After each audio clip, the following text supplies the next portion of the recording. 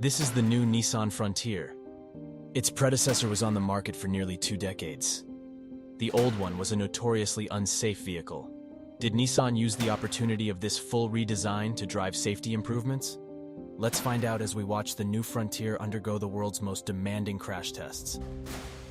Let's start with the updated moderate overlap test, which now has a crash test dummy in the rear seat. Unfortunately, the Frontier has fairly mediocre results in this test. The main concern is the abysmal performance of the rear seat restraint system. This resulted in the passenger's head dangerously approaching the front seat back. Rebound movement was uncontrolled as the dummy's head struck the rear window and then shifted out of its seat. This is disappointing. The seatbelt should be keeping the dummy within a controlled and smaller range of movement. It's not all bad news, though. On the positive front, the dummies recorded low injury forces in all areas. In all, the Frontier earned a rating of acceptable in this evaluation. Next up is the updated side impact test. This evaluation assesses how the Frontier would hold up if it was struck on its side by a 4,200-pound SUV at 37 miles per hour. The Frontier's structure performed well, maintaining 20.5 centimeters of distance between the B-pillar and seat center line.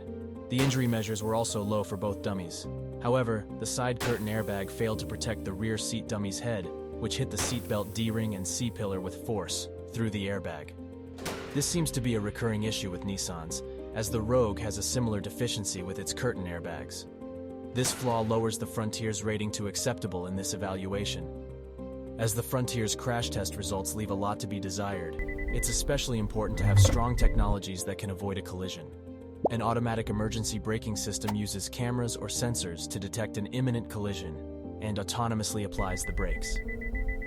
The Frontier was tested in its abilities to avoid collisions with pedestrians in both day and night conditions, at speeds up to 37 miles per hour.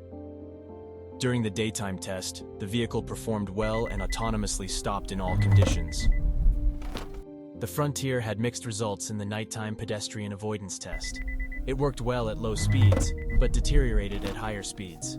Speaking of nighttime safety, let's now evaluate the performance of the headlights. The Frontier has the option between LED or halogen headlights. The upgraded LED lights score an acceptable rating. The low beams fall a little short in the straightaway and one of the left curves. This is mitigated by high beams that perform well in all scenarios. These high beams automatically turn on in the right conditions. The base halogen lights, on the other hand, do an abysmal job. The low and high beams fail every single straightaway and curve scenario. It's so bad that even the high beams don't reach the optimal distance that the low beams should. These halogen lights should be avoided by anyone who does night driving. Overall, the Frontier has pretty disappointing safety results. Dummy movement was uncontrolled in the updated moderate overlap test. In the updated side impact test, the side curtain airbag failed to protect the passenger's head. The optional LED headlights are acceptable, but the standard halogen ones are amongst the worst ever tested. The one partial bright spot was the automatic emergency braking system worked decently well in most scenarios. The challenge is that amongst pickups in this segment that have been tested, there are no stellar performers. At the time of this video, none of the competitors that have been tested perform better than the Frontier. Thanks for watching. If you found this video valuable, please drop a like and subscribe to see more resourceful videos about auto safety.